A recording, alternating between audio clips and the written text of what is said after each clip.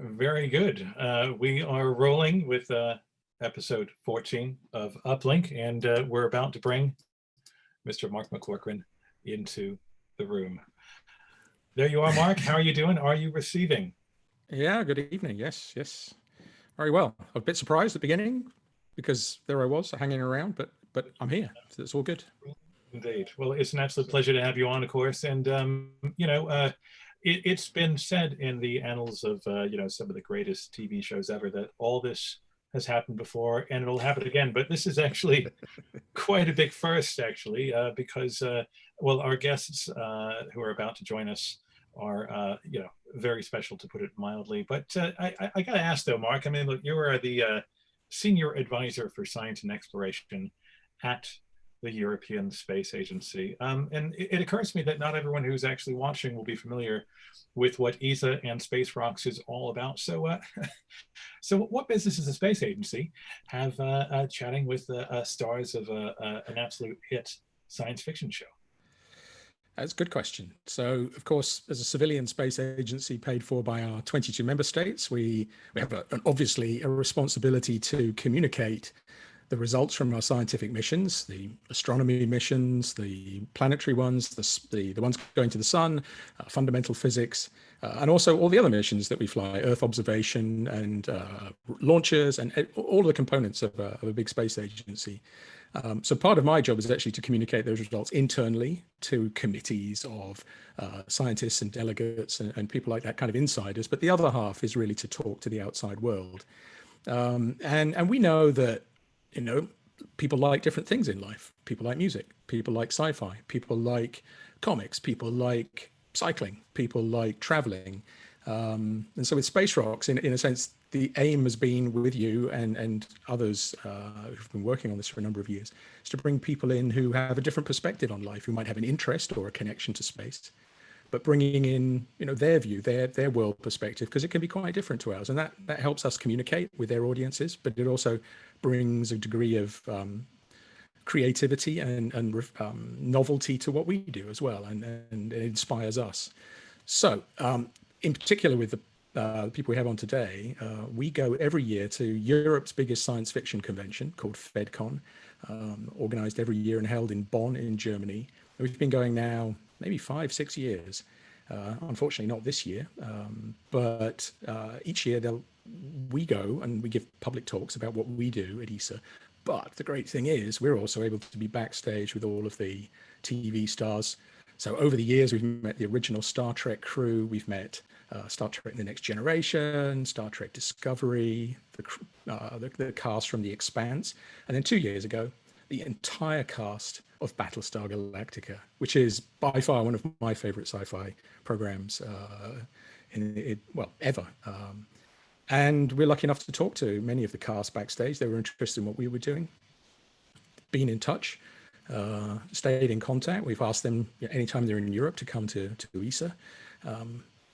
That's where we are tonight. So bringing on two great people one person and one maybe not a person, onto Uplink this evening. Indeed. Well, it's a really big deal because I guess, like you, I'm an enormous fan, and to put things mildly, I have many questions, and here to answer us, of course, are Tahmoh Penikett and Tricia Helfer, who will just be joining us. Hello, Tricia. Are you receiving? I am. Hello there. Hello there. Hi. Fantastic. We're just bringing Tahmoh on now, and we will begin. So where are you hailing from today, Tricia? From my home in Los Angeles. Ah, fantastic. And we're now joined by Tahmoh. Hello, Tahmoh. How are you doing? Are you receiving? I am receiving. Good to see you, my friend. I am hailing from the mountains north of Whistler. Ah, fantastic. Oh, well, I think somebody has the best deal of the four of us right there then. So don't we talk about it?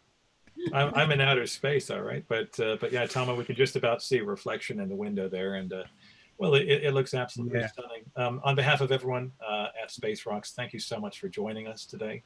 I have to say, and of course I'm not just saying it, I'm a huge fan of Battlestar Galactica, and honestly, your work has completely blown our minds. I'm not sure if you heard Mark and I before you came on, but I guess what made it so impactful for so many people, including myself, was that I had the '70s show so deeply ingrained in my mind. And I mean, what was evident literally from like the first 3 minutes of the pilot was that this is a show that has got something to say, and something really powerful.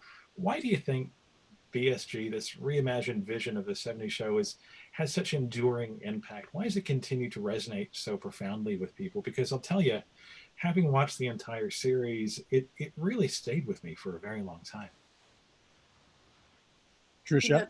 It's funny because I'm actually doing, and Tahmoh has guested on my own podcast. I'm doing a rewatch of Battlestar Galactica, and it is just as poignant today, if not more so, than when it aired 15 or so years ago, or more. And it's it's a show really about the human condition, and it makes you think, and it makes you sorry, cats. Told you she was going to make an appearance. It's not it doesn't just work for a specific time period. It makes you think about the human condition and who's right and who's wrong, and everything that you go through, every minutia of the human experience. And I'm not being very eloquent, but it's just a show that will continue to have legs for a very long time, I think. Absolutely. I think people always can connect to television series where the characters are very much like ourselves. Battlestar, even some characters in the beginning may seem unbreakable. They may seem like they don't have many flaws or too many weaknesses. And then we inevitably find that they do, as we all do. Some of us are just really good at hiding those things. I think the show was brilliant in exploring all those aspects. And as Tricia said, very well, just people always relate to characters who are going through struggles and who have doubts and conflict and are trying to really understand the human condition, this whole experience, this ride that we're on. And people relate to characters like that oftentimes in network television. And there's a lot of good content out there, but for years you'd have a lot of characters that were larger than life. They were a little too perfect, a little too pretty. They lived these perfect lives in these sort of superficial experiences. And I think one of the things about our show is that that was not the case. From the minute we meet these characters right into the miniseries, they're dealing with a horrible situation, an attempted genocide by robots, or something they've created that have now become something even more, because these humans were playing God, and now they're forced to pay the consequences or to examine their choices. And this show is going to be relevant for a long time. Edward James almost always said that it would be relevant 20 years after the fact. The fact that 2 years ago we were invited to San Diego for the massive convention again, and the amount of press that we received, and how everyone really wanted to talk about how the show was relevant again in terms of the new president and the person in power in the United States. There's so many lasting themes that are in the show that'll make it important and probably spoken and written about for a long time to come. We could go on and on about that. Did you, because I'm old enough that I saw the original series when it came out. I hate to date myself like that, but it was, of course, it was kind of a Star Wars knockoff. It was a bit cheesy. But when you first saw the script, did you immediately realize that it was going somewhere else, that it was using that as a backdrop, but that the essence of the story was very different, and the layers of, as you said, conflict, personal conflict, interspecies, or whatever you want to call it, conflict, was that immediately evident, or did that only become true when you kind of signed on and were on set?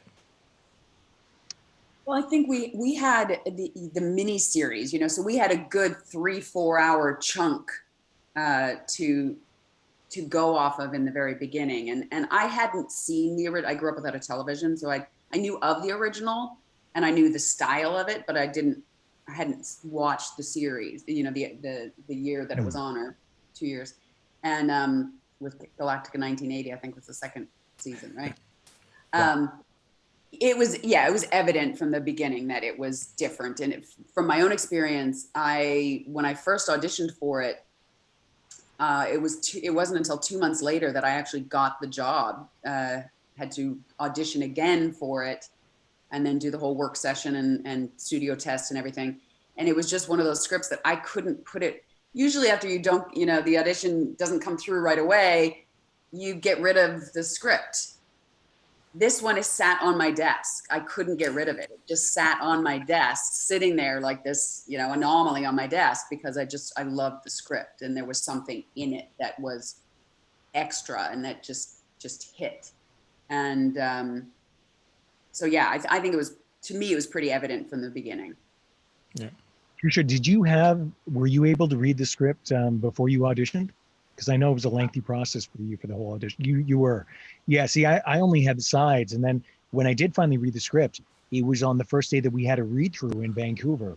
And I saw Edward James Olmos and Mary McDonald, and them just walking in alone really spoke volumes about the weight of this project, the quality of it, for 2 Academy Award nominees of their prestige to jump on board to something like this was incredible to me. I've been a huge fan of Edward James Olmos since I was a child. Spoken this many times. Blade Runner was one of the first films I remember seeing as a kid. What Ron Moore and David Icke and their writing team did from that very clever, very unique idea, but like a lot of people equate it to a Star Wars knockoff, the original, and the layers with which they gave it, the substance, the thing that they created over 4.5 seasons and the miniseries is incredible. It's incredible. It's in all respect to the original series, because we wouldn't be without it, but they're 2 different things. They're hard to compare, I think. And again, I sound like a egotistical, and I am biased, but the amount of critical acclaim that we got on the show speaks a lot. It was a powerful show. It was well written. It was incredibly acted. Everybody at every level did an amazing job. And I'm constantly so honored to still be associated with the show, and just the respect that we always receive when it comes up in conversation. It truly is just a fantastic thing, man. It's a different time period too, right? I mean, the other show came out in the 70s, and not only, we're lucky that the graphics, visual effects was advanced enough when we filmed that it still holds up today. Gary Hutzel, who was our Viz FX head, it was brilliant. So, and the different time period in terms of our Battlestar really pushed the boundaries of what they were putting on TV. There were obviously other dramas as well along the way, but in the 70s, it was harder to get. I mean, I wasn't filming at that point, but it was harder to get to kind of push the boundaries. So not to slag on the original show at all, because like Tahmoh said, without them, we wouldn't be here. But it is a completely different show. Yeah, especially network television, right? I mean, the themes that Battlestar touched on, the America and the Allied forces were now going to war, in a very controversial war in Iraq again. And those themes were touched on all the time in our scripts, and the parallels were obvious. Tricia will speak to this. Any of the cast will speak to this, but it's a true honor for us whenever we do conventions or we meet people from the armed services of all levels from everywhere, not just American, Canadian, from all over the places, who speak very passionately about how the series helped them get through very difficult times, and it was their favorite show. I just had a gentleman reach out to me the other day who was I believe a captain in the Army. He's now a police officer, but he's going to write me a lengthy email because he wanted to speak about how the show saved his life, and through the horrors of war. And that's what he wrote in the email. So when you hear stuff like that, it tells you that the show meant so many things. There were a lot of people who always talked about how dark the show was, but I think the show was very truthful to what was happening at the time, and people needed that honesty. These issues needed to be discussed, as controversial, as heated as a lot of them were, and how there were people in two sides of the arguments, but they needed And to how be discussed. It was unperfect big both enough to do sides it. was. Yeah, yeah. Exactly. No one was right. Yeah, I mean, I think, just I'm really happy to hear you say that, because, it's entirely clear, at least from my perspective, watching the show, that it's not about robots and humans. It's about two different races or two different religions or two different sides, and everybody's human. Everybody has families. Everybody has purpose and goals.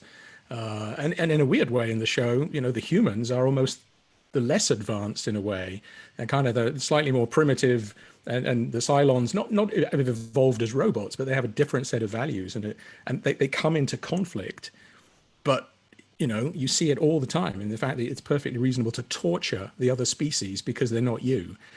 It's not a robot; it's another human being you're doing that to effectively. And I think the show just doesn't skip any beats on that at all. It really hits hard on those things.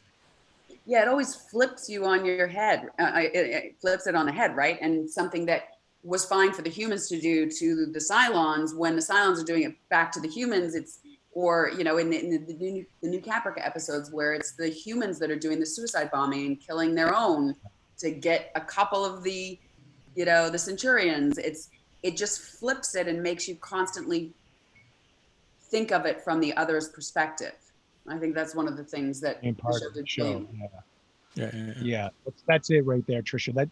That sums up the show, and that's why it's still relevant today. Because unfortunately, a lot of the issues that were being dealt with in the show we're still dealing with. Humanity's still dealing with.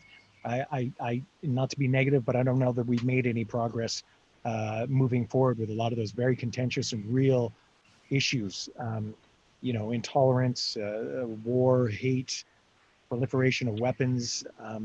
These issues are still very alive today, and it could be argued that they're worse. So this show will be relevant for a very long time for that reason. Let's just hope that it like Tricia said, it forces discourse in a way, and it gives people pause. I know for a fact some of the armed people in the military that I spoke to literally said that the show changed them and their attitude about how they saw things, and the other side, whatever that other side may be. So that's a powerful thing to have been a part of that. Indeed. Well, I mean, I'll say this. I mean, I remember very much at the time, it's a source of profound disappointment to me that, not everyone is a science fiction fan, or, it's like a fan of the things that I am. And the thing that I always said about Battlestar Galactica was, it is only incidental that they are set in space. This is human drama, and these are incredibly complex issues. And that's the thing that really astonished me, was just that, frequently audiences aren't really attributed with like the level of intelligence that they should be.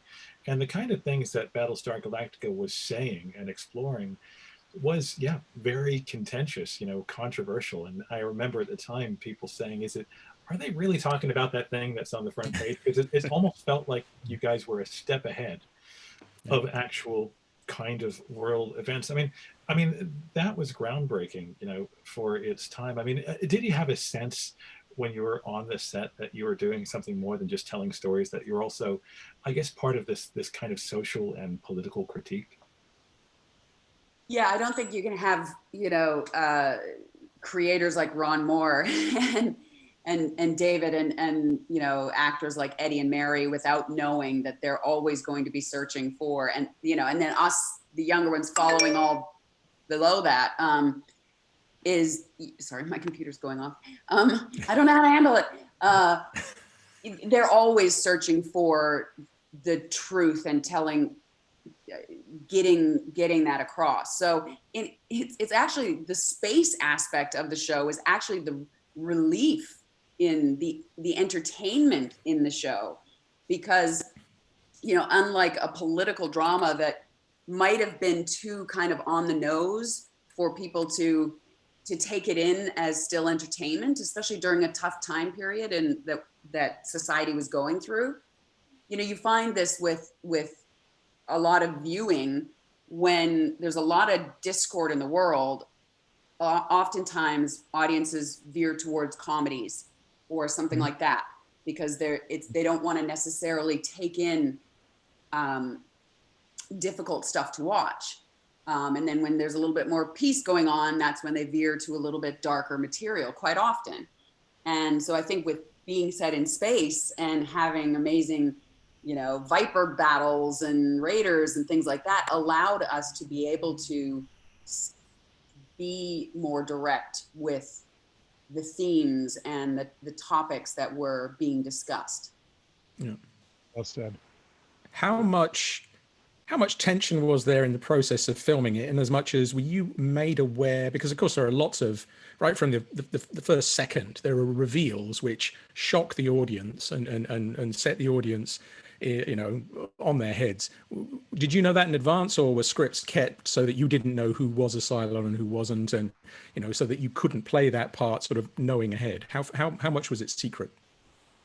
They kept a lot of it secret. I mean, the really big, reveals such as who was a Cylon and stuff like that later on in the seasons, that they kept that secret, man. They kept it secret right till the last moment. And it's challenging for us as an actor, because we're still going to ask, and we're constantly asking, even if we don't know whether we're going to get an answer, because we want to know what direction we're going in. And most of the actors on the show were making specific choices because they figured the character was going in a different direction. There were still brilliant performances achieved by a lot of the cast, because as in life, you might see things, you might have a vision or a plan, a short-term goal, and you think you're in one direction, and then something turns you on your head, like Tricia talked about. And the writers would do that to us often. Like you've heard Aaron Douglas and Trucco and Michael Hogan speak at length about when they found out that their characters were Cylons, and it just blew them away. Michael Hogan is a legendary Canadian actor. He's done a massive amount of theater, stage, radio, and television film work. He's amazing. And Michael was so upset and so, and he's one of those actors who just does his job. Michael doesn't go off script. He doesn't improvise. He's a classically trained actor in that way. But he had so much issue with the fact that he could be Cylon. Michael talked at length. He called Ron Moore. He called David Icke, and he's like, "We have to talk." And he just insisted on it. He's like, I'm not okay with this. And when they finally explained it to him, they brought him around, and that's saying something. And the work that came as a result of that, even after the work he'd done in the third season, was just astounding. I mean, there's so many shows. The performances on the show, again, I'm biased, but the performances on the show, Tricia Helfer, James Callis, Edward James Olmos, Katie Sackhoff, Grace, every one of my castmates knocked it out of the park sometimes. Some of the most beautiful, truthful, powerful work I've seen. And I'm just blown away. It was a very collaborative experience, though. So it wasn't, they kept big reveals and things like that hidden for as long as they could, because I think it also helps, if the final five had known they were Cylons throughout the entire series, they might have led into that a little bit in some of their performances. But they weren't secretive in terms of you got the script the night before filming or anything like that, or you usually got it about the week before when you were working on the previous episode. You got the script and so you had some time with it and had time to talk and ask questions and discuss amongst yourselves, and also with the creators and the writers. It was extremely collaborative. And if there was something coming up that they thought an actor should know a little bit more in advance, they would take that actor aside and inform them of something, maybe not give them the whole script, but say, hey, this is coming down the pipeline, just so you're aware. They wouldn't necessarily, tell everybody, but they were aware that of the actors and what their process is. And again, they were very collaborative. I know it bugs me as an actor when the actors are the last to know, wardrobe, hair and makeup, everybody else, every head of production, everybody on the crew knows what's happening in episodes coming up, but the actors don't. And quite often we're treated like children. Granted, there's a lot of, maybe they don't want us going, well, I don't think this and I don't think that and whatever, or complaining, or if they fall in love with a scene and then that scene needs to be edited out, they don't want to have to explain it. but often, and Tom, I'm sure you agree with me, often actors are kept out of the loop, I think, too far. And Battlestar didn't do that. They 100%. Yeah, we were definitely part of the collaborative process of it. Yeah, it was good. And, you know, just not to contradict what I was saying, but like Tricia said, you know, there was really important aspects, really important, you know, arcs or themes, or not themes, but things that were going to happen to the character at a specific point that they wanted to share. But they'd be clear if they shared that with you, not to share with the rest of the cast. And that was cool too. So you often had a lot of the cast. You could almost tell too when you think back, like some of us would be acting on, well, Katie and Douglas and everything with Reimer, you know, suddenly one of your actors would be acting on, you'd be like, what's up with them? What's going on with them? They were sitting on a massive secret that they wanted to share with the rest of the cast, but they had the executive producer and the showrunner say, don't tell anyone. So it did happen for sure. Amazing. So, I mean, one of the things that's really apparent, though, is, and I can say this, you know, with a retrospective gaze, I remember when the show finished, it felt like there was like a BSG shaped, you know, void that had been there because I'd become so invested in the characters because this incredible chemistry that you had with each other in your interactions, your sympathetic ones, you know, as enemies, and all of these. I mean, how much of yourselves did you have to invest in order to convey that depth of humanity and complexity? Because it felt like everybody, like you say, just threw themselves into the roles because it was so powerful for that reason. It was one of those experiences. It was my first series, so it was the thing I based my entire, it was like the golden whatever at the beginning, and it's been a letdown mostly since. No, in terms of I say that in jest a bit, but and you know, headed from Mary and Eddie, I think they really set the tone. The number 1 and 2 on the call sheet really set the tone by their dedication and their support. And so the show became, and the cast became, a family. And it's still true to this day. We're all extremely close.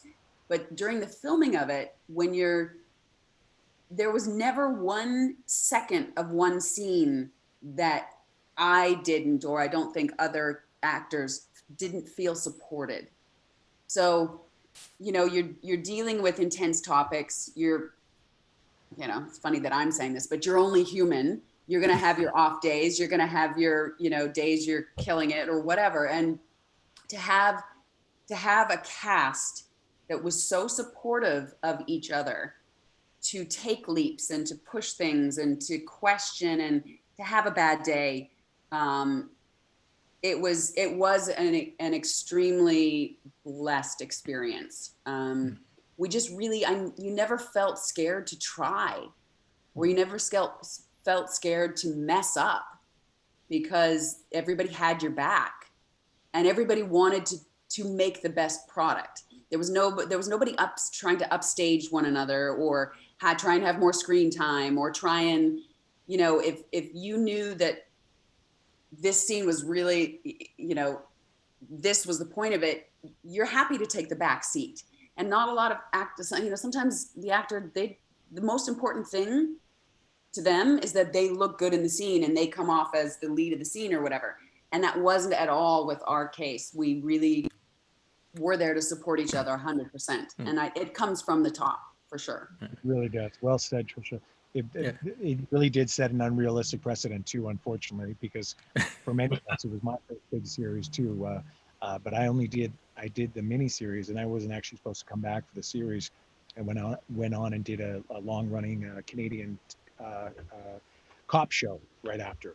And the differences were just so huge. I felt very much like I was on my own, and I was dealing with some anxiety and doubt that I hadn't felt when I was doing just the miniseries. And I didn't work a ton on it, but had some very poignant scenes. And even from the miniseries, you could feel that support and how important the material was and how precious it was, and how everyone was there to really invested on making it the best it could be. Yeah. it's before you came on, Alex and I were talking about how we met, and that it was at the FedCon in Bonn a couple of years ago. And we go out there every year, and in fact, just this weekend we're going to participate virtually because nobody can have a convention at the moment, so we'll do some stuff there. But over the years, sorry. Our best to the FedCon people. Oh, absolutely. I'm sure there's lots watching this evening. But what struck me over the years is we've been with different casts from different programs. Star Trek Next Generation, you guys, and then last year was The Expanse. And every one of those casts, clearly, I mean, in some sort of bizarre way, this is a friend group. It's, yes, you're professional actors. You've gone on to do other things. But The Expanse, I mean, of course, they're still filming, but they almost live in each other's pockets. They clearly get on with each other extremely well. Star Trek Next Generation, the same. I would say the exception to this is the original Star Trek series, but we don't want to go into that. There's a couple of them like each other, but there's not a lot of love lost elsewhere, perhaps.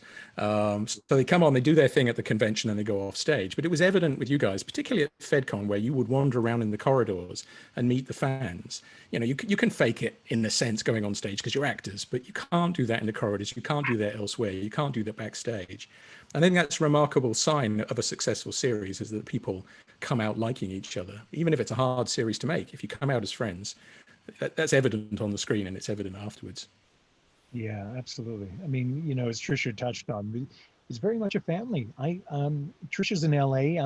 I used to spend a lot of time there. I've spent less and less, just being busy with my own family in Vancouver. But anytime I go down there, the first people that I'm getting in touch with is my BSG family down there, and a lot of them are there. And we have meals together, and we socialize together, and we have drinks together, and we do this together, and we celebrate birthdays and all important events. We're bonded for life. There's no doubt about that. I'm thinking, of course, the reason you don't go down that often is because James Callis makes you take your clothes off when you go down there. But that terrible man! How dare he? How dare? Do you realize how cold it was when Trudeau and I were filming? If anybody hasn't seen it, we'll post a link afterwards. It's an absolutely brilliant film that James Callis has made. Very funny. Well, I mean, one of the things that we talked about just a little earlier was, that BSG was situated historically against some incredibly difficult current events, certainly. But our theme for today is something else, just like this, because of course we're sat with Senior Science Advisor for Science and Exploration at the European Space Agency, among other things. In his spare time, at least that's what Mark does.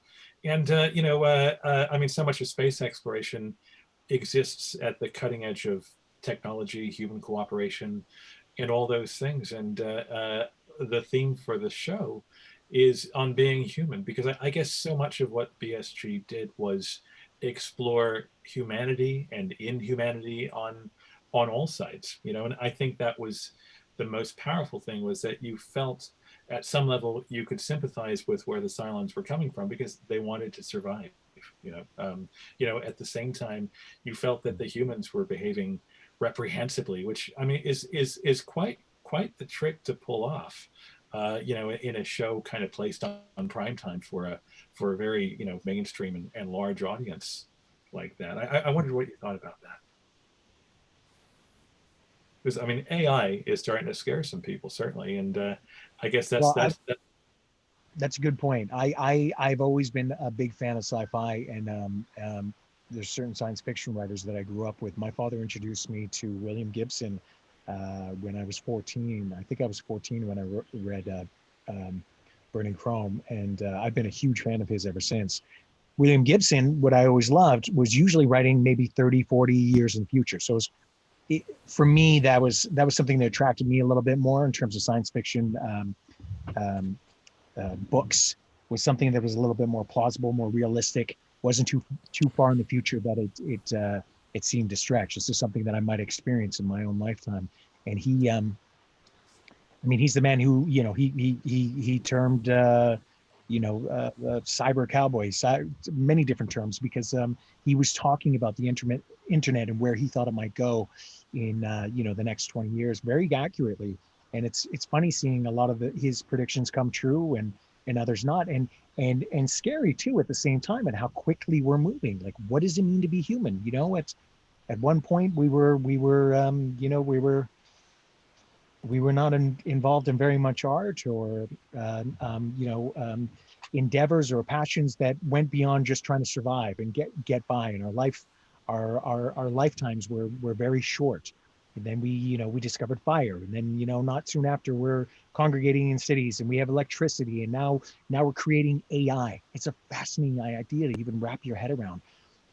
It's often touched on in science fiction and movies and television and books, but it is scary to see that we're in our lifetime getting to the point where we're becoming gods, and we're creating potential self-aware beings, virtual or not, that will have the capacity to surpass us in terms of intelligence and amount they can take in.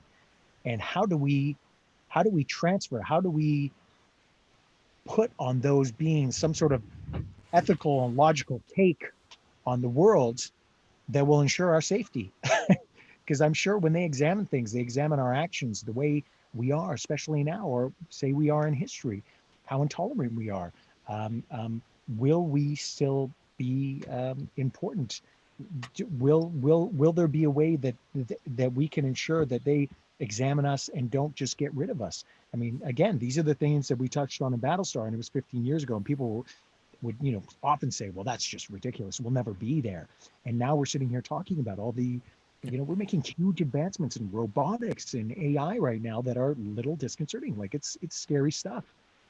So yeah, I think I just I'm not sure I touched on your question, but I think I did a little bit. You just gave the log line for Battlestar, basically. Exactly. But that's the thing, Tricia. Like, remember back when we were shooting the show, people were like, it's a little too sci-fi, it's a little too far-fetched. The irony of that is, like, look at where we are now. It's happening. It's happening. I always said back then, I was like, I said back then, I was like, I could actually see this happening. Like, that's one of the things. Again, I mentioned I grew up without a television, so I never really saw much to base off of. But I was never fully into the sci-fi with funny-headed creatures and this and that. But that's what I was drawn to with Battlestar. Was I kept saying at the time, I could see us going there at some point. I didn't think necessarily as early as we are, but we're progressing. It's just like the cumulative effect of where we are with technology and everything. It's just advancing at such a rapid pace that we are gonna get there, and it's scary because the unknown is scary.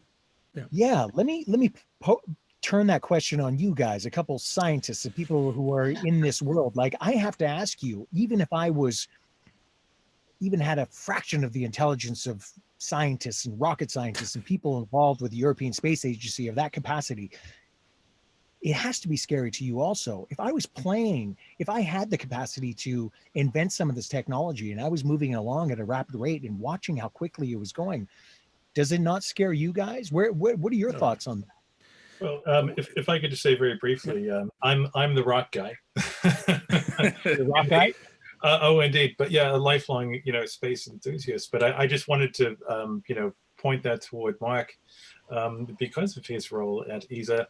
Because I suppose, to kind of frame it in a way, because the world of space exploration, is at a crucial point now where there are so many things that need to be weighed up about where we go, how we do it, how we get there, why we're going. And I guess, Mark, over to you. What a fantastic question.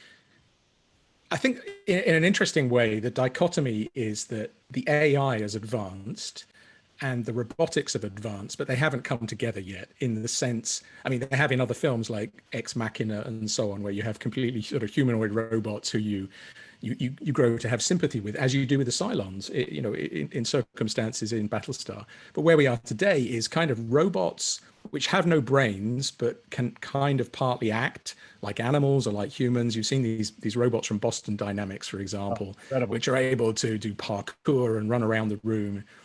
And what's interesting about that is that they have no empathy, they have no intelligence. They're very clever, really, robots. And yet, in the videos from Boston Dynamics, occasionally they'll take a baseball bat to them and whack them and see if they fall over and then whether they can stand up again. And people will ooh and ah about that because they look like dogs or cats or humans. But the really scary AI is the stuff that's not actually in bodies. It's the stuff that is essentially the layers in Google and Facebook and all of the other social media networks. How do we figure out what you like and what you should buy tomorrow based on what, I mean, you would say that's simple algorithms, but it's not, it's very complicated. And I wonder then whether we're kind of ignoring that. We're kind of focusing on the robots, the Terminator, the physical being, and they're not scary yet. I mean, they're scary in the sense that they can go around and shoot things. They're sort of humans without any morality at all. They could go into a building and just shoot everything up and they wouldn't have any compunction not to. But the scary AI is the stuff that's built into the grid, the network. And that stuff could just run away. It feels, I mean, there's a lot of discussion about this in the science community. Do we have enough safeguards in place? Do we have clever enough people? Because of course, once AI reaches a level where it's slightly cleverer than us, the speed at which it can become a lot cleverer than us is quicker than we could ever react. Exactly. We see that even with the coronavirus. We can't react to this virus quickly enough politically. We know what to do, but as a society, we can't react quickly enough. And we see the huge disparity between the United States, the UK, Germany, China. And that's because of human systems. It's not, the facts are there. So I think, the rate at which AI in the gaps is going to rise is where we should focus. And I think we are. It's legitimate to be concerned about it, very. Yeah, it's not like we can trust massive corporations to be, controlling these things and keep it in check. I mean, if I think it's so scary now. If I think about, I'm like, I need a new rake. I swear to God, if I mention it in any capacity, next thing you know, I'm being sent on social media advertisements for rakes. That's disconcerting. That's not stuff I'm making up. Everyone can speak to that now. That's crazy. That's obscene. No, I was just going to tell a little story. Exactly what you're talking about. I was on vacation with my girlfriend, one of my best friend, Sharn, who Tahmoh, who also worked on Battlestar. And we were driving along in a little rented Mini Cooper, and we'd just gotten in the car. We were half an hour into the drive, and Sharn was telling me about how she was thinking of buying a Mini Cooper, like as a second car, because they're fun and be nice to bomb around in it. The rest of the day, she was getting bombarded with Mini Cooper ads only on her phone, not on my phone. We were both talking about it, but it was her saying she was thinking of buying one. No ad came up on my phone, even though I was part of the conversation. It's gross. It's terrifying. Yeah, it's terrifying. They're using all of our private information. They're turning on our phones. They're listening to us. They're compiling more data than we even know about ourselves. And they're using it for profit. And like you said, with AI, I mean, where that could go, the privacy issues with that is really scary. And it's at that point, we've got a number of large corporations, mega corporations on the planet right now who barely pay taxes. They have larger GDPs and worth than a lot of small countries. They're not regulated. They're doing what they want. It's scary times. We're already reaching that point. I really felt like this pandemic for me, I've been having a lot of conversations with friends and couples and family members. It checked everybody. I know that a lot of people, as much as they cannot not use social media, and I'm guilty of it too, but people were getting uncomfortable with it. They're like, look, I just can't not use it. It's you're encouraged to use it in our business. It's really it's essential in our business. I avoided it for years and got it kind of like, left behind somewhat, but it's like something we have to do to advertise our product, us, and shows we work on and what have you. But it's just it's getting out of hand. And I felt like everybody being forced to quarantine. I felt like a lot of people you were either doing one or the other. You were either taking above and beyond with the social media and just taking in more than you ever had, spending all day on the phone, or people were actually dropping in and spending quality time with their family. And I found that the conversations lately have been like, man, in a lot of ways, and so much love and respect and condolences to all the families who've lost loved ones because of this virus. But for those of us who haven't, there's been like long conversations that I've had that were long overdue. People have been forced to deal with and face things that they've been avoiding. stuck in the home. We've all been scattered.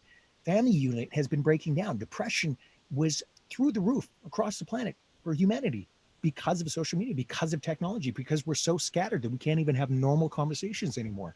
And I've talked to so many people and friends who have been like, this has been excellent for us. This has been beautiful.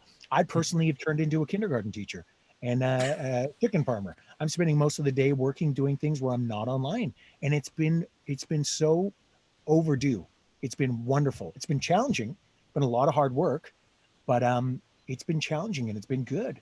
And I think I feel that there's almost a little bit of a fear that if things do get better, if there is a vaccine for this virus right away, that we might just drop back into our old ways and not really take the time to learn those lessons. There's been so many important ones too, just not to talk too long about this, but people took up gardening again, growing their own food at home, trying to do things to really recognize. I think it's forced people to recognize where things come from. We're such a consumer driven, gluttonous society that oftentimes people don't even think about where their food comes from, nor do they care. They expect to get a fresh piece of, a mango or tomato or what have you any time of the year, even though in most places of the world it's not in season. That's the point that we've reached, and we all need to be checked on that. Things need to change. The planet is in a dire way, and in a weird sort of irony, this Mother Earth has come along, slapped this thing on us, and it's given a lot of us pause. Yeah, talking about being human, as human, we seem to be having too short term of memories and moving on to the quicker, the better, the whatever, fast. And that's one thing, Tahmoh, like you're saying, this has been a reset. And I think that's one thing as humans we need to do better, is look at the broader picture and be outside of ourselves a little bit, and look at other people's perspective, and be okay with things being a little slower. Absolutely. I mean, bringing it back just for a moment to BSG, of course, of the many sayings and things that have been coined by the brilliant script of that show, all this has happened before and will happen again, right? I suppose so much of what our current situation reflects is a failure to learn from history in many ways, and unfortunately those are powerful lessons, and in this case, painful ones, and to draw a parallel between the show and what we're experiencing now, use the word, we're scattered now, we're fragmented in a way that none of us, or many of us have no living memory of, of having to redefine ourselves very much the way that the surviving humanity in Battlestar Galactica also had to accept a new norm, and I suppose, again, you mentioned Edward James almost said this show is going to resonate for a long time to come. And it was only in just hearing you say that now that I realized in yet another way, BSG echoes again powerfully, because of its lessons. Yeah, 100%. Yeah, I just to make a sort of quick flashback. I mean, there were one of the sort of defining things of our time, even with respect to the virus, I mean, perhaps even enhanced by it, is the polarization in society. I mean, here in Europe at the moment, Alex is in London. I'm fortunately 200 miles or 200 kilometers over the sea in the Netherlands. But, what's going on in the UK politically at the moment, this almost deliberate driving of a wedge between truth and wishful thinking in order to create a polarization. And that's in the show as well, right? I mean, there are points at which certain groups of people say, look, we don't agree with the president or whoever's the leader in that. And you have people who will come in foment. I mean, Richard Hatch, of course, famously from the original series, comes in and is a rabble rouser. So, I mean, it's not really the topic of Battlestar Galactica, but as citizens of the world, how do we go about reintegrating from this polarization? Because social media is polarizing us. Some politicians are very deliberately polarizing us by saying outrageous things to get us, whichever side you're on, right? I mean, one side will say something outrageous, the other side will say that's not true, but it reinforces the polarization, and it means we cannot come together when they're that polarized. So, I mean, you're both Canadian, right? So living in the US, and you're in Canada, but even that, from this side of the Atlantic, these are very different countries. How do you see that politically from your perspective? I'm sorry to the audience who thought you were going to hear about science fiction this evening, but we don't get the opportunity every day. Well, again, social media, this is one of the problems with social media. Like, let's look at Twitter. Twitter's probably the platform that I use, or I have used in the past more than anything. I'm a voracious reader of many different topics because I'm interested in many different things. But the communication that happens on Twitter, the communication that happens on any social media is will very quickly drop into aggressive, um, vitriol, threatening. It's really disgusting to see. I see and read often. I try not to go down the rabbit hole, but I've done it, where American citizens are openly threatening each other via social media. That's really disconcerting. Things aren't doing well in a country when that's happening. But unfortunately, because this is becoming the normal way for humans to communicate, we are lacking the most common thing that makes us human, which is empathy. There is a cost to saying something. When you're looking at someone's face and you say something as disgusting as a threat, or as demeaning and degrading, you see the cost on that person. Unless you're a sociopath, you're going to feel that, and you're going to second guess yourself, and maybe you'll even feel regret about it and try and make up for it. We've lost that. Majority of communication is happening now. Yes, social media is brilliant for bringing attention to huge issues, and and potentially gaining support for it, and a huge audience, and spreading the word about very important things. That's interesting. But in terms of communication, humans have evolved over hundreds of thousands of years to communicate in that most basic and specific way, in person, through discourse, and to find a middle ground with that, to find some sort of something that we can agree on these very contentious and real issues, and this polarization you're talking about. We need to get back to that. There has to be communication in person. Yeah, it has to happen. It's really gross and negligent the way that we have certain political leaders, and hence all of them jumping in and acting like a bunch of pissed off teenagers, and throwing names and misinformation and outright lies to their followers. We now again reached a point where nobody knows what the truth is, and you decide who your camp is and who your tribe is, and you're going to trust whatever they're spitting out at you. It's We're not in a good way. It needs to be addressed. We need to find a way to communicate again. And I really feel like we have to go back to the basics. People need to get together. They need to have discussions. You need to have effective mediators um, um, facilitating those discussions. And we need to find some common ground for the future of humanity, or else we're screwed. Yeah, I mean, living in the States, I'm American as well. And it is so visceral what is happening right now that you could literally, it feels like you could cut the air with a knife. There's a dehumanization that happens when people resort just to communication through social media, or whatever. It's like something you would not say to somebody's face. It's coming out almost like a badge of honor that they can say it online, and it's cutting off the polarization, which is being forced on us by leaders, and like Tahmoh said, acting like teenagers, bratty teenagers. I would even say they're acting like 5-year-old bullies. Like there's when you see leaders being able to completely outright lie and act in a way that you would admonish, you would if your child, you would put your child in the corner for 5 minutes for a timeout for doing something like that, or whatever. That just, as much as, like I said, with Battlestar, it starts with the top down, and when you have leaders that are supportive and resourceful and everything, when you have leaders that are at this discord themselves and this polarization for their own gain, that is just going to spread out like a plague. And there's people are not willing to listen to each other anymore, not willing to hear an alternative side to the story, and are feeding off of anger and dissent. And it's a very scary time. And it's not just within our own leaders. I think it's also outside influences coming in trying to cause discord amongst, you know, American citizens and things. I don't think it's just our own faulty leadership. I think it's also coming in from the outside, Absolutely. trying to stoke it and make it worse. Right.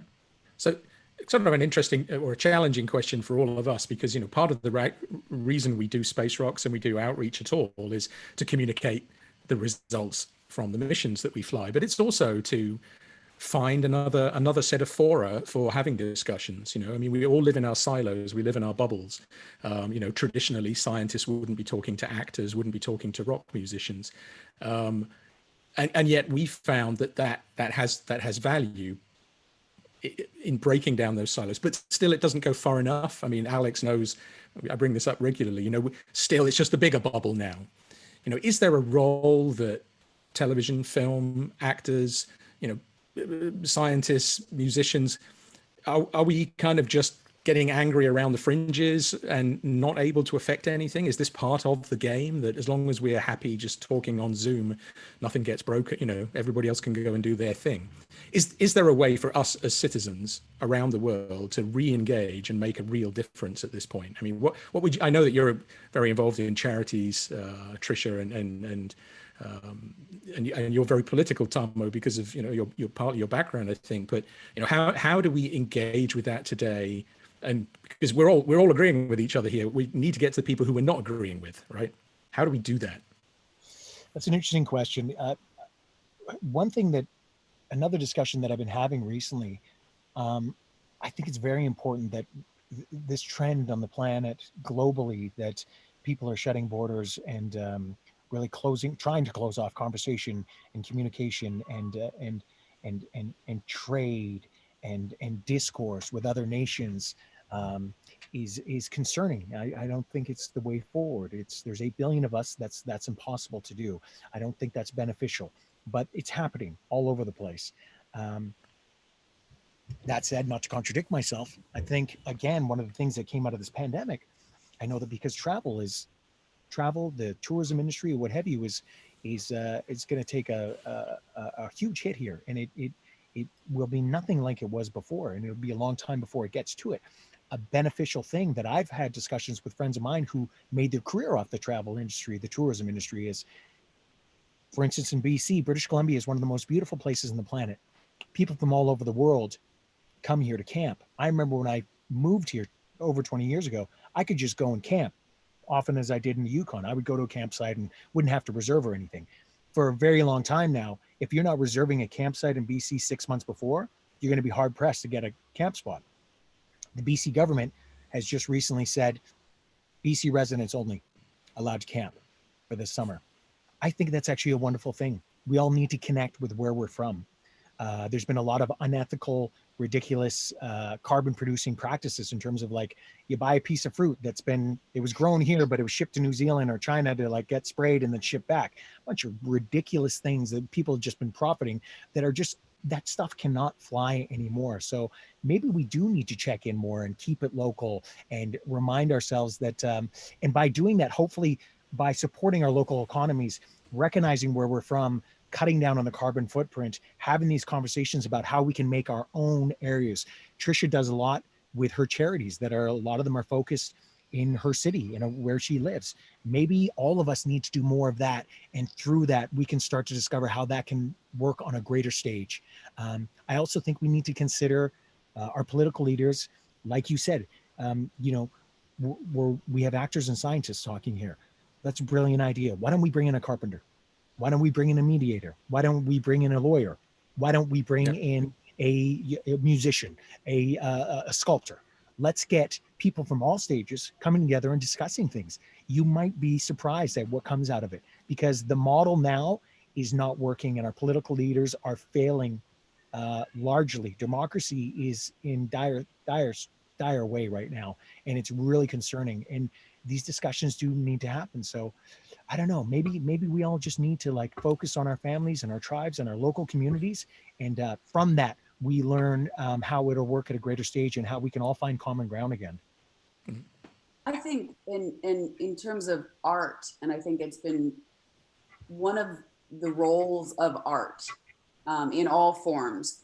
And you know, historically and certainly currently, is to put it puts up a looking glass.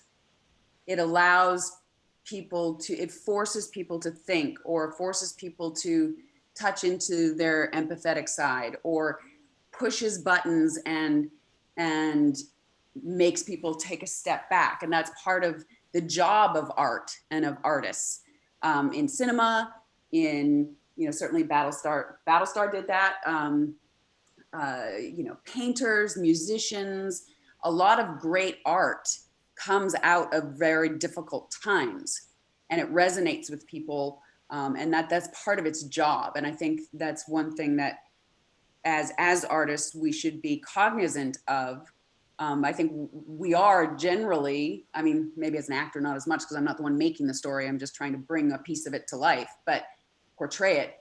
But certainly with musicians and writers and painters and stuff, is bringing a life and a feeling and emotion of what so many people are going through.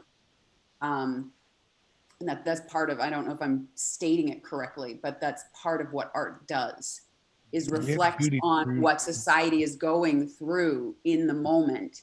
Yeah. And maybe allowing everyone to look at it in a different perspective. Yeah, I was just provoked by that thinking. I mentioned it earlier on. I don't know if either of you managed to watch any of The Expanse, which is, of course, got a more contemporary look at solar system space exploration. And the one thing it has, which Battlestar lacked in its far future look, was effectively the role of capitalism. I mean, the role of, you know, certain groups of people being sectioned off to earn money for other people. In at least in Galactica, that was not really the case. It was a kind of a post-civilization on the ships. You know, this is another area indeed where it's critiquing the world model that we live in through art, seems to me at least to be important. I mean, it's harder for, I can't really do it by saying there's a crater on Mars and it wouldn't be there if it wasn't for capitalism versus communism. Although of course it's an issue with the privatization of space and outer space resources. So again, I think that trying to maintain currency and avoid just becoming part of the bread and circuses of modern life, you know, just entertainment, because people can then detach. You can just go and watch a show where people are dancing on ice or whatever it is. It's all very entertaining, it's very deliberate, but it just completely cuts you off from engagement. So I think the only thing I would not pick a hole with, but at least if I look at the United States, there is if you just do it locally, there's a problem sort of geographical distribution, you know, the West Coast, the East Coast, the middle. I mean, maybe not so much in Canada, maybe not so much in Europe, where people are much more intermingled. But it seems to me in the US, at least, you've got to reintegrate the coasts in the center, and maybe north and south or whatever, because it's such a big country, right? And just locally, it can be a complete enclave relative to the other part of the country.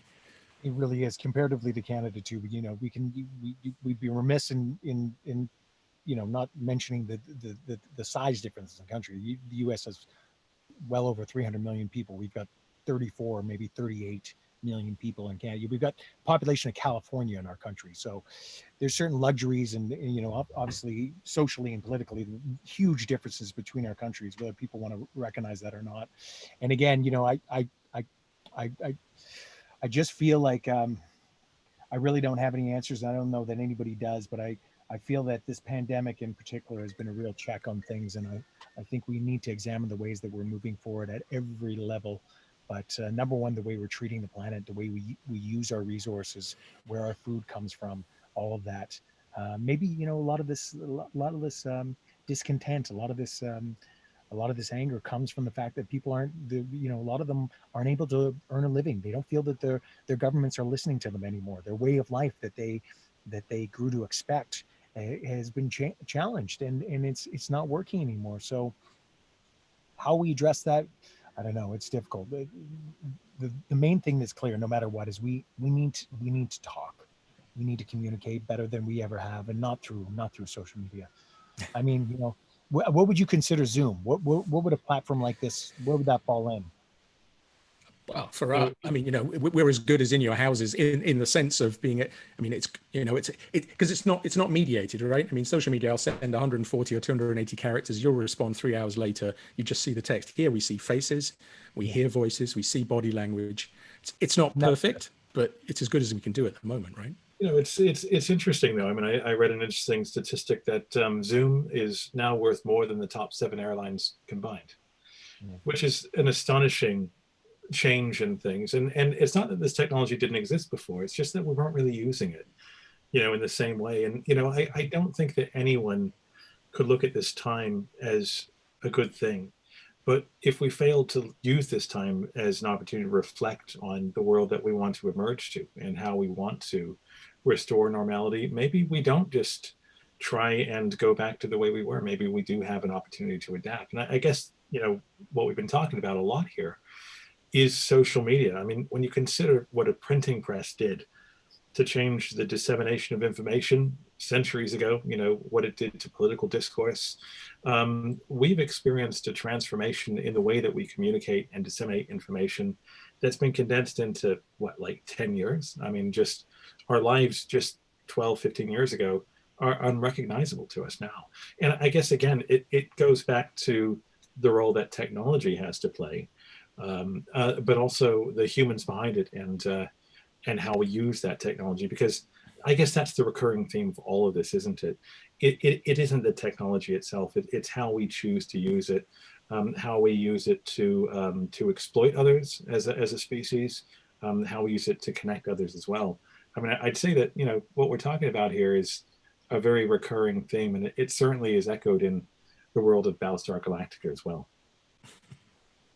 So we actually have a few questions coming from the audience, some really, really thought-provoking ones, and I just love where all this is going.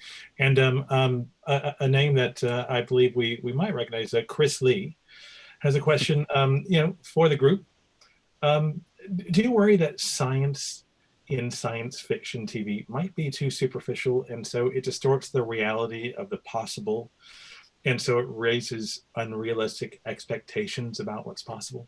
That's a big one. That's a doozy. Nice one, Chris. I will preface it by saying that Chris Lee is the just retired chief science advisor for the UK Space Agency. So, it's not a difficult question at all. Not a difficult question. And Mark, you'll take this one. Yeah. Yeah. Well, I'd be interested to hear what you think, really, because of course, I come from as does Chris, we come from a very specific set of circumstances where we're surrounded by science and technology every day, and at least to some extent need to understand it to make it work. All right. It's not like a phone where it's just a black box now, right? You don't know what's inside it. You have the mediated interface. So I do get irritated by science shows that try to be as believable as possible that then fall at the last hurdle, the sort of equivalent of the uncanny valley thing of CGI humans in films, right? So that never happened in Battlestar because, as you said earlier on, and Alex said it, I think as well, actually it's just set in space. It just doesn't matter. It adds that layer of kind of entertainment of those down moments, right? As you said, Tricia, with the spacecraft banging around and a bit of, sort of fighter planes whizzing around in battles, but none of it's realistic. And in the same way in Star Wars, it doesn't matter, because we had a conversation a few weeks ago with Brian Fuller in Los Angeles, and he was he's a producer. He was executive producer on Heroes and other shows, and he came up with this phrase. On every show, there's one big ask. There's one thing that you get people to suspend disbelief on. And in Battlestar, it's effectively this big thing behind me could jump from A to B through space instantly, and that the Cylons could do it and everybody else. And beyond that, it's irrelevant, right? I mean, so I'm not, Chris, no, he wants to hear from you guys, though. He doesn't want to hear from me. We talk all the time, so. Well, that's inherent in storytelling. We have an agreement with the writer or the creator, or whether it be through fiction, a book, or television, or what have you, that there's going to be an element of disbelief, something that is implausible and isn't real, and it's agreement often that you make when you read a book. But the rest of it works for you, the storylines, the characters, what have you, but it's you're being asked to be told a story and to go on a journey with them. So that's, you know, it's part of the medium of storytelling, unfortunately. So like you said, there's going to be all the other aspects of the show that ring true with you that are amazing, but there's going to be one part that's, you know, it's a little unbelievable, but it helps serve the story. I think scientists in general, this is the time that we should be celebrating, uh, encouraging and pushing you guys forward and listening to you more than we ever have, than any other time on the planet. And unfortunately, scientists have been given a bad name. There's a certain element of society and Western society that is doubting everything you say, specifically regarding the environment and the state of the planet. And it's astounding to me that people with absolutely no expertise, no education in certain areas can have such a strong opinion and say that, completely discount someone who's spent their life and their career learning and specializing in a certain area about and can speak on with authority, and yet they can simply dismiss you via social media, and that their sheep-like followers will agree and say, yes, scientists don't know what the hell they're talking about, they're full of shit. It's gross. It's gross. We should be relying on you moving forward now more than we ever have, for the safety of the planet, for the future of humanity. As a parent, I am very worried about it, very worried. And we need you guys more than ever. We need more scientists more than ever, and we need you guys in talks, in cohesive discussion about the way that we can plot forward that's going to ensure our survival. And I, as much as I love space travel and the idea of it and getting to other planets, you know, I'd be remiss in saying if we didn't touch on the fact that we need you to figure out a way that we sort our situation on our own planet out before we start moving forward and doing it somewhere else. No, absolutely. I mean, I think one of the key things which I take away from this, and we've all seen it, right? This sort of demonization of experts, this demonization of science, and even political, you know, economists and so on. You know, it's all irrelevant. Go with your gut, because your gut is the thing. What it's a symbol of course, is an incredibly complex society that has got so many strands running through it in parallel. And, you know, you mentioned it before, this crazy business of food going, you know, from Europe to China to be unpacked and then back across in ships again, right? The fish that go to be gutted in China, they were caught in the North Sea, in the Atlantic, or in the North Sea, and then go to China to be gutted and then come back to Europe. I mean, but those systems are so complex that 99% of us, me included, we're detached from them, right? We don't understand how they work. And therefore it's incredibly easy to want to retreat from that and say, I want to wrap this little cognitive dissonance around me, this my beliefs, because I cannot possibly understand the complexity. So it is on politicians and scientists and all sorts of leaders and experts to be honest about the complexity, and not to sort of give glib answers, not to sort of say, oh, you're too stupid to understand, because that's not true. It can't be, right? I mean, we're all humans. We can all understand this stuff. But yeah, and it comes back to this business of how we do outreach, right? Because if we don't engage with the people who don't get us or don't understand us, then we're just in a bubble. And that's my biggest struggle, right? Is how to get there without being patronizing either, not to say you need to know this because I'm cleverer than you are. Not completely the opposite. I want to understand why you think the way you think, because we all feel lost in this modern world. We all feel that we're trapped in a spiral, which is just getting not out of control, but it's just too complicated for us to understand. I'm curious, Tricia, you know, you live in one of the sort of most complicated places in the world in a way, right? Teetering on the edge of a big earthquake as well. I hate to say that, but, you know, well, I mean, because those disasters come, we see the pandemic, that disaster, if Los Angeles gets hit when it gets hit by an earthquake and so on. Do you feel that fragility? I have friends in Los Angeles who kind of suppress that. Right?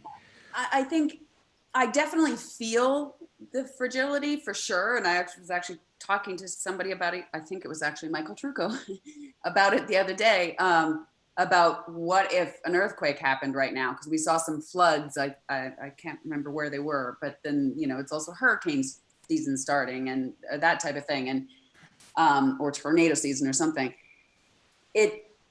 Living in it, you have to put it in the back of your mind to some extent, or it'll freeze you. Like you have to, you can't live in that state of panic because you won't be, it's not good for you physically. So, I mean, the only thing you could do is move away, or you have to, it has to become part of your, you just sort of have to accept it. Try and be prepared, try and have your kits, your whatever, because if you lived in that state of apprehension constantly, you would be suffering. Yeah, I think that's the metaphor, isn't it? Right? It's that you can't, and we're all living in that way around the world. I mean, Los Angeles might be a focus, but climate change is everywhere. You know, the growing population, the breakdown in the pandemic, right?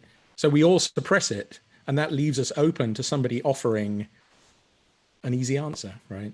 A cheap one, right? Yeah, have this one. Don't worry, I'll solve all your problems. Just give me your money, give me your vote. It'll all be fine. And of course, since time eternal, you know, they're hucksters all the time, and they're not giving you anything. They're just taking away from you. And I think that's, so somehow reconnecting with the complexity, if we can, not to be terrified by it, but to say we can actually help beat some of these things if we at least engage with it and understand it, right? You build earthquake-proof buildings. You know, there are ways of mitigating these problems, perhaps. Yeah, you do the best that you can, but you also have to, live. Yeah. Living in the meantime is so important. Again, all this has happened before, right? Etc. But you know, we have some great questions coming in. One of them, and I wondered if I could sort of append something to it, if Stephanie, who is watching, will forgive me. A question for Tricia. You know, how did you and Katie become close friends, given that you were such acute enemies, you know, on the show? But you know, I also wonder, because you also do some charity work together as well, I read, and I just, you know, I respond to the notion that politicians are leaders, scientists need to band together. But Tricia, it sounds like you're also very into the concept of, well, perhaps thinking globally, but also acting locally. You know, just changing what you can in your immediate community as well. Yeah, I mean, I certainly try to. This cat is trying to. I try, and a lot of my charity work is for animals. So, you know, and that stems from just being involved with, in terms of locally, with certain local groups that my animals were rescued from or something. I think it's important to think on a global and a bigger scale, but also locally. Sometimes we think we don't look at our own backyard enough. But in terms of Katie, Katie and I became friends when we were shooting the first the fight sequence in the museum in the Era of Apollo, because we hadn't really had anything to do with each other up until that point, aside from be at table reads together or cast get-togethers. So we were friendly, but we hadn't worked together. And, you know, Katie was young at the time. She was 23 and she's playing this hot shot, you know, Viper pilot. And I'm playing, you know, this the cold robot, you know, always dressed up, that type of thing. And I think we both sort of just assumed we were each other's characters in some way. I think Katie just thought I was maybe like an uppity snob, and I thought she was this like bratty little kid type thing. And I mean, I'm exaggerating, but we just didn't really know that much about each other. And then when we were shooting this fight sequence that we both trained for and put our all into, and then we realized that we had preconceived notions of each other. And she plays that character well, but she's a huge softie, and she's got a whole different side to her, and she's more girly than I am. And you know, and then she sees me completely relishing being that I'm actually a tomboy. You know, I grew up on a farm driving tractors and fixing machinery. And so she saw a whole different side to me, and that we both brought in this love of the craft and this excitement about doing the fight sequence and everything. We both realized that we had a lot in common. So that's how we just became inseparable after that. And we took motorcycle course together, and we just started riding bikes together. And she's to this day, one of my best friends. So that's how we became friends during a fight, a stunt fight.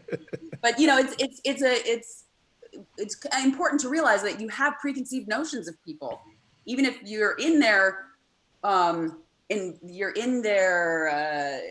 vicinity, but we hadn't really been in more of an intimate vicinity, and we had to break down those barriers and realize that we were actually different than the characters we were playing, and different than what you looked like from the outside, and just both realized that we had a lot in common and really enjoyed each other's company.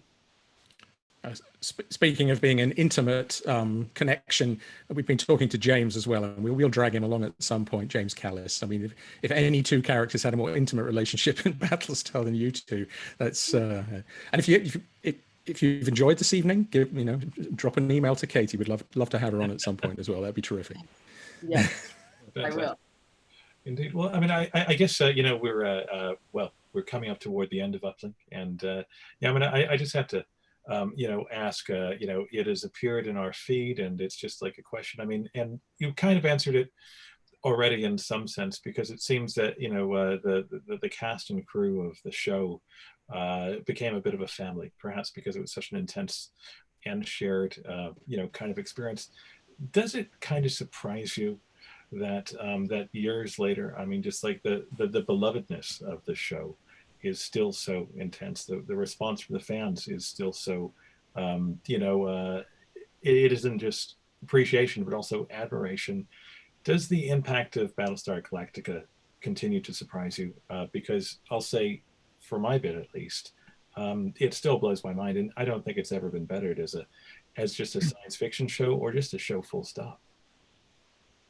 I think considering how insatiable we've all become, I'm not a huge fan of we have incredible television series with beautiful writing, amazing stuff, but like everyone's into just they just marathon it, man. They have to watch a whole series. You watch 3 episodes in one night, and I long for a little bit of people really appreciating something a little bit more, appreciating art a little bit more. An episode in itself, giving it pause, thinking about how much work went into that excellent writing, and the potential longer arcs that are involved. And say with a show like Game of Thrones, all the money, the CGI, the costumes, everything.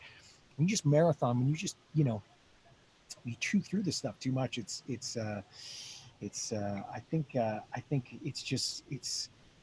it's unfortunately it's kind of just promoting and supporting that whole gluttonous, consumer-driven attitude that many of us have in the West. It's not really good, and most of us, I mean, the common meme and saying right now during this pandemic is, I have friends who are like, I watch Netflix. Like, no, I've seen Netflix. Like, I've seen it all. Right? Everyone just watched everything. And so on that, considering how insatiable we are, how somebody sees an incredible television series or a movie and they're like, yeah, but what's next? What's next? What's next? People have short attention spans now, and even an excellent show. I really do find it not surprising, but I am touched and I am surprised that the show is still talked about and relevant when there's all this new amazing content, which I do think the show set the precedent for, much of it. But that, people, I mean, they're just on to the show after show after show after series, and they can't get enough. But the fact that we're still talked about and we're still relevant, it really is. It's kind of an amazing thing. Yeah. The one show, before Tricia comes in on that, I don't know if you've watched it. I have not been able to watch more than one a night, probably even one a week.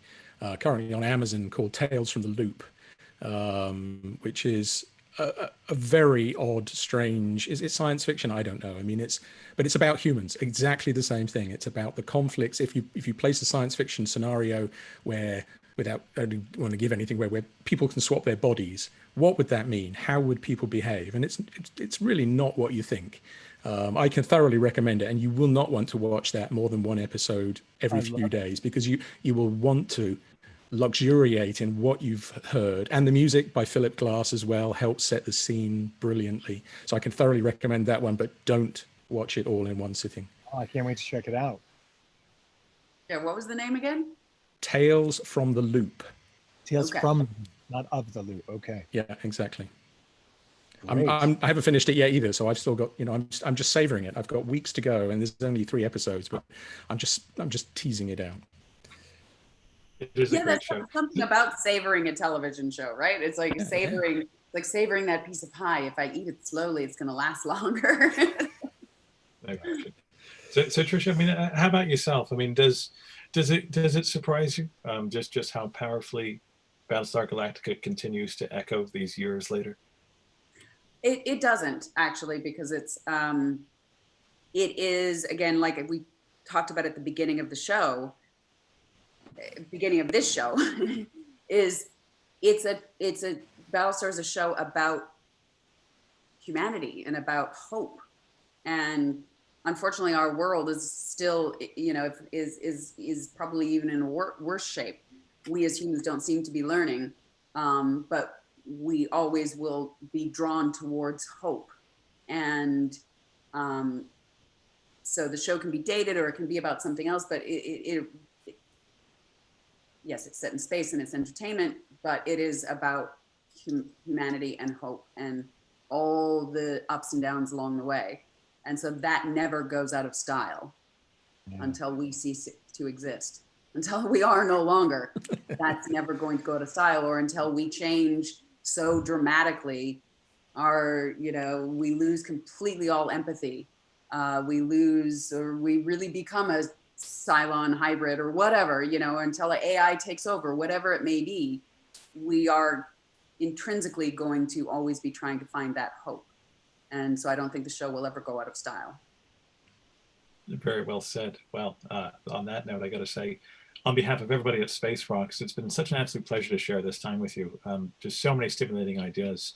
And I think on behalf of myself and a lot of people who've watched the show, thank you so much for your wonderful work as well. It's a real life changer of an experience, certainly. And before you go, Mark, we have a tradition of our own. We do, and we have to be a little bit careful about this. We had Tony Daniels, C-3PO, on a couple of weeks ago, and of course that's Star Wars, and our Space Rocks thing is very Star Trek. But we figure, we didn't do it with him because we didn't want to get ourselves into trouble. But you guys, you're generous-hearted and spirited. So for us, we live long and prosper. So space. And rocks together. Space, rocks. And there's the challenge. Yeah, perfect. Thank you very much, guys. It's been such a pleasure. Thank you very much. All right. Muffin Bender. Thank you. Thanks very much. And to your cat as well. And I hope we see you in person back in Europe, or when we can travel a little less than usual. I hope we can do it again. It would be great to meet up with you. Absolutely. Very good. Be well. Thank you very much. Bye, guys. Be well. Bye-bye.